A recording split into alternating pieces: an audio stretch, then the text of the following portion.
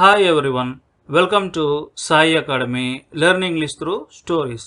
ఈ వీడియోలో కూడా మనం ఎప్పట్లాగానే ఒక తెలుగు స్టోరీని తెలుగు నుండి ఇంగ్లీష్లోకి ట్రాన్స్లేట్ చేయడం ద్వారా ఇంగ్లీష్ నేర్చుకోవడానికి ప్రయత్నిద్దాం. ముందుగా మనం ట్రాన్స్లేట్ చేయబోయే ఆ స్టోరీ ఏంటో చూద్దాం. చూడండి, ఇక్కడ ఒక తెలివైన కుందేలు అడవిలో జంతువులన్నిటికీ మంచితనాన్ని, దయని బోధిస్తుండేది. ఒక రాత్రి ఆ కుందేలు చంద్రుని వైపు చూసి ఇలా అంది: రేపు చాలా ప్రత్యేకమైన రోజు. ఎవరైనా ఆకలితో ఉండి మనల్ని సాయం అడిగితే మనం వారికి ఖచ్చితంగా ఆహారం ఇవ్వాలి అని. అయితే కుందేలు ఆందోళన పడడం మొదలుపెట్టింది. అది ఇలా ఆలోచించింది: నా దగ్గర తినడానికి గడ్డి మాత్రమే ఉంది, మనుషులు గడ్డి తినలేరు. ఒకవేళ ఎవరైనా బిచ్చగాడు వస్తే నన్నే ఆహారంగా సమర్పించుకుంటా అని. ఆ కుందేలు నిజంగా అంత ధైర్యవంతురాలా అని పరీక్షించడానికి దేవుడు ఒక పేద బిచ్చగాడిగా భూమికి వచ్చాడు. ఆకలితో ఉన్న ఆ వ్యక్తిని చూడగానే కుందేలు వెంటనే మంటలను వెలిగించింది. ఆ బిచ్చగాడి కోసం తనను తాను వండుకోవాలని మంటల్లోకి దూకబోతుండగా దేవుడు దాన్ని ఆపి దాని ప్రాణాన్ని కాపాడాడు. ఇది అన్నమాట స్టోరీ. ఇప్పుడు మనం ఈ స్టోరీని తెలుగు నుండి ఇంగ్లీష్లోకి ట్రాన్స్లేట్ చేద్దాం. దానికంటే ముందు ఈ వీడియో కనుక మీకు నచ్చినట్లయితే లైక్ చేయండి, మీ ఫ్రెండ్స్ అండ్ ఫ్యామిలీ మెంబర్స్ తోటి షేర్ చేసుకోండి. అంతేకాకుండా ఈ వీడియో మీకు నచ్చిందనో, బాగుందనో, ఇలాంటి వీడియోలు మరిన్ని కావాలనో ఏదో ఒకటి కామెంట్ సెక్షన్లో కామెంట్ చేయండి. ఎందుకంటే మీ లైక్స్ మరియు కామెంట్స్ మాకు ఎంతగానో అవసరం, మరిన్ని వీడియోలు చేసేలాగా హెల్ప్ అవుతాయి. కాబట్టి ప్రతి ఒక్కరూ కూడా వీడియోని చూసి వెళ్లకుండా లైక్ చేసి కామెంట్ చేస్తారని కోరుకుంటున్నాను. చాలా మందికి వొకాబులరీ మీద అవగాహన లేక మాట్లాడేటప్పుడు సరైన పదాలు గుర్తురాక తడబడుతూ ఉంటారు. అలాంటి వాళ్ల కోసం ఇంపార్టెంట్ వొకాబులరీ ఏదైతే ఉందో ఆ వొకాబులరీని 3 భాగాలుగా చేసి 3 పీడీఎఫ్ ఫైల్స్ తయారు చేశాము. మొదటి పీడీఎఫ్ లో ఒక 1000 పదాలు తీసుకుని ఆ 1000 పదాలకి ప్రతి ఒక్క పదానికి 5 ఎగ్జాంపుల్ సెంటెన్సెస్ వచ్చేలాగా 5000 సెంటెన్సెస్ ఇవ్వడం జరిగింది. రెండవ పీడీఎఫ్ లో 350 ప్రిపోజిషనల్ ఫ్రేజెస్ తీసుకుని ప్రతి ఒక్క ప్రిపోజిషనల్ ఫ్రేజ్ కి 5 ఎగ్జాంపుల్ సెంటెన్సెస్ వచ్చేలాగా ఎప్పుడు ఉపయోగించాలో ఇవ్వడం జరిగినది. మూడవ పీడీఎఫ్ లో 300 ఫ్రేజల్ వర్బ్స్ తీసుకుని ప్రతి ఒక్క ఫ్రేజల్ వర్బ్ కి 5 ఎగ్జాంపుల్ సెంటెన్సెస్ వచ్చేలాగా ఎప్పుడు ఉపయోగించాలో ఇవ్వడం జరిగినది. ఎవరైతే వొకాబులరీ మీద పట్టు సాధించాలనుకుంటున్నారో వాళ్ళు ఈ పీడీఎఫ్ల కోసం ఫస్ట్ కమెంట్ లో ఉన్న లింక్ లేదా డిస్క్రిప్షన్ లో ఉన్నటువంటి లింక్ మీద క్లిక్ చేసి కొనుగోలు చేయవచ్చు. చూడండి, ఇక్కడ ఒక తెలివైన కుందేలు అడవిలో జంతువులన్నిటికీ మంచితనాన్ని, దయని బోధిస్తుండేది. ఇక్కడ సబ్జెక్ట్ ఏంటంటే ఒక తెలివైన కుందేలు అనేది సబ్జెక్టు, ఇక్కడ బోధిస్తుండేది అనేది వెర్బ్ అన్నమాట. అయితే ఇక్కడ మనం యూజ్ టు స్ట్రక్చర్ని యూజ్ చేయాలి. ఓకే, ముందు ఒక తెలివైన కుందేలు అంటే ఏ వైజ్ ర్యాబిట్ అంటే ఒక తెలివైన కుందేలు. బోధిస్తుండేది అంటే యూజ్ టు ప్రీచ్. ఇక్కడ ప్రీచ్ అంటే బోధించడం అనమాట. Okay, A wise rabbit use to preach. ఏం బోధిస్తుండేది? మంచితనాన్ని, దయని. అంటే ఇక్కడ మంచితనం అంటే గుడ్నెస్, దయ అంటే ఇక్కడ కైండ్నెస్. అంటే wise rabbit use to preach goodness and kindness. ఎవరికి? జంతువులన్నిటికీ అంటున్నాం. అంటే టు ఆల్ యానిమల్స్, జంతువులన్నిటికీ. ఎక్కడ? అడవిలో, అంటే in the forest. Okay, A wise rabbit used to preach goodness and kindness to all animals in the forest. ఒక రాత్రి అంటున్నాం. అంటే వన్ నైట్, ఒక రాత్రి ఆ కుందేలు చంద్రుని వైపు చూసి ఇలా ఉంది. ఇక్కడ సబ్జెక్ట్ ఏంది? ఆ కుందేలు. ఫస్ట్ ఏం చేసింది? చూసింది చంద్రుని వైపు. ఫస్ట్ ఇది రాద్దాం మనం. అంటే ఆ కుందేలు చంద్రుని వైపు చూసింది అంటే the rabbit look at the moon. చంద్రుని వైపు చూసింది. ఇక్కడ కావాలనే చూసింది కాబట్టి మనం ఇక్కడ లుక్ అనే వెర్బ్ యూజ్ చేయడం జరిగింది. సి అనే వెర్బ్కి బదులుగా మనం లుక్ అనే వెర్బ్ ఉపయోగించాం. ఎందుకు? ఆ ర్యాబిట్ కావాలని చంద్రుని వైపు చూసి ఇలా అన్నది కాబట్టి the rabbit looked at the moon and said, చెప్పింది.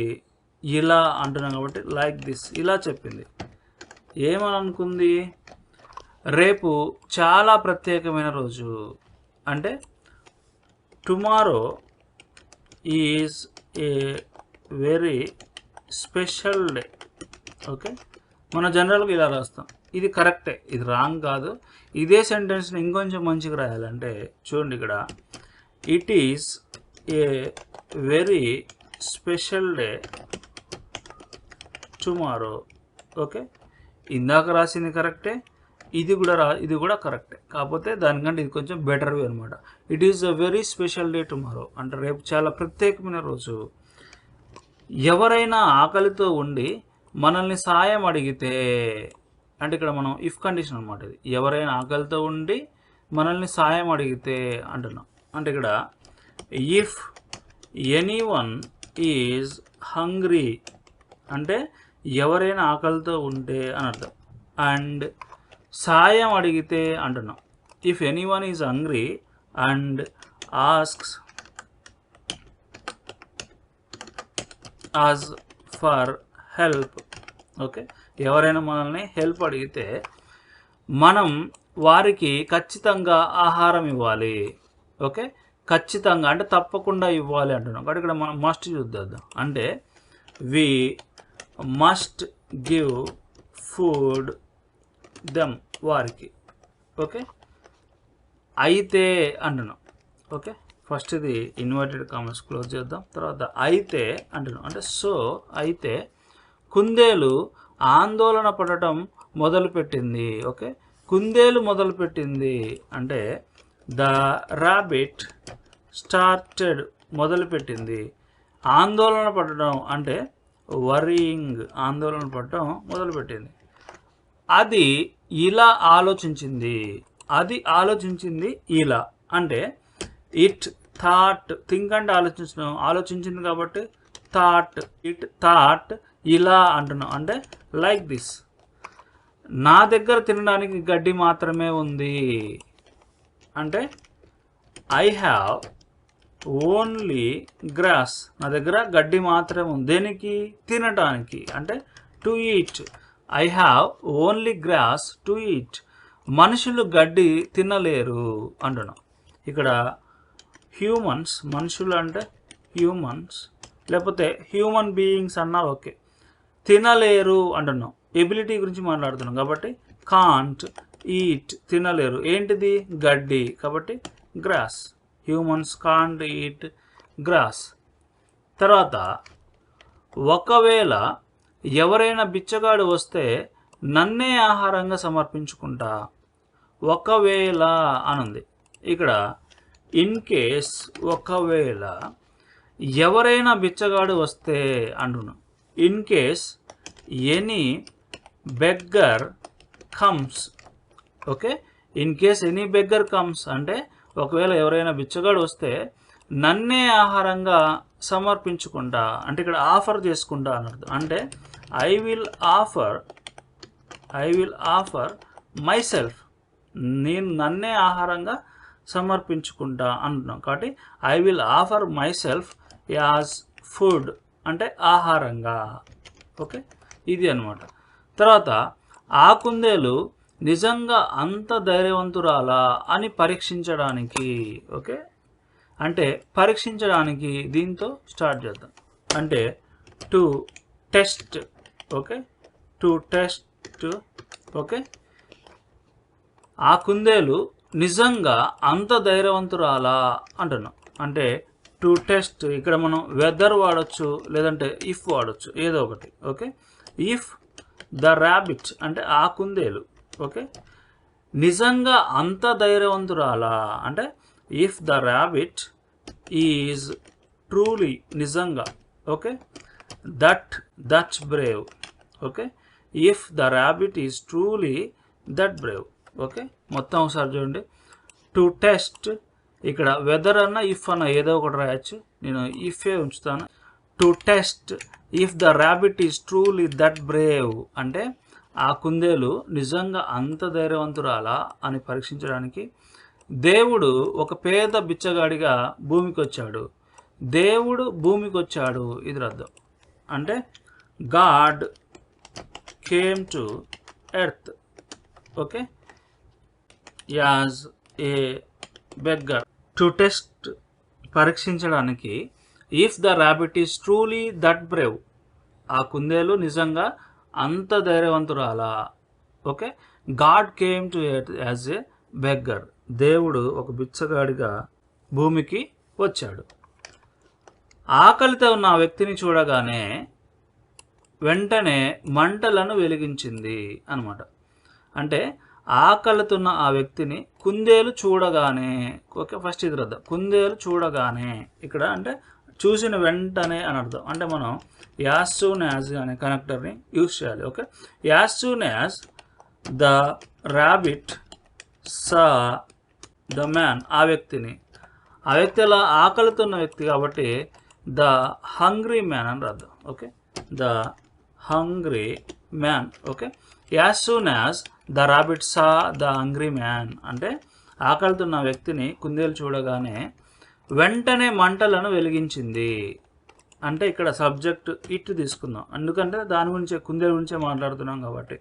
లైట్ అంటే వెలిగించడం, వెలిగించింది కాబట్టి లైట్ కాస్త lit. Okay, it lit the flames అంటే మంటలను వెలిగించింది. వెంటనే అంటే ఇమీడియట్లీ. ఓకే, వెంటనే. తర్వాత ఆ బిచ్చగాడి కోసం తనను తాను వండుకోవాలని మంటల్లోకి దూకబోతుండగా అంటున్నాం. ఓకే, అంటే దూకబోతుంది అని అర్థం. అంటే ఇక్కడ మనం అబౌట్ టు ఉపయోగించాలి, బీ ఫార్మ్స్ తోటి అబౌట్ టు ఉపయోగించాలి. Just as, okay, the rabbit was about to jump. Okay, just as the rabbit was about to jump అంటే ఆ కుందేలు దూకబోతుండగా ఎక్కడికి, మంటల్లోకి. అంటే జంప్ ఇంటూ ద ఫ్లేమ్స్ అంటే మంటల్లోనికి దూకబోతుండగా. దేనికి, తనను తాను వండుకోవడానికి అంటున్నాం. అంటే to cook. Okay, it self తనను తాను వండుకోవడానికి. ఎవరి కోసం, ఆ బిచ్చగాడు కోసం అని ఉంది. అంటే ఫర్ బెగ్గర్ మొత్తం కలిపి రాస్తే ఇది అనమాట.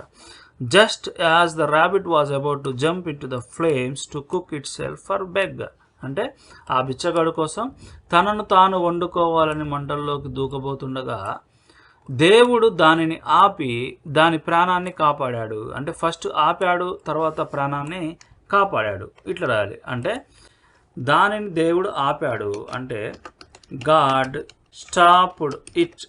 గాడ్ స్టాప్డ్ ఇట్ అంటే దేవుడు దాన్ని ఆపాడు.